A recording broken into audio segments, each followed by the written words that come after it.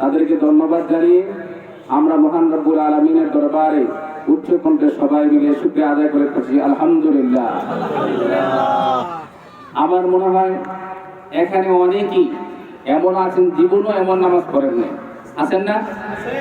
আছেন। কিন্তু আমরা মনে হয় এমন হয়েছে অনেকে, আমি পড়েছি কিন্তু অনেক এমন হয়েছে যখন আমরা বলেছি, গতকাল ঘোষণা দিয়েছি, বিশেষ করে আমার মসজিদের মুসল্লির আগে থেকে বলতেছিলেন এরকম একটা ব্যবস্থা করা প্রয়োজন।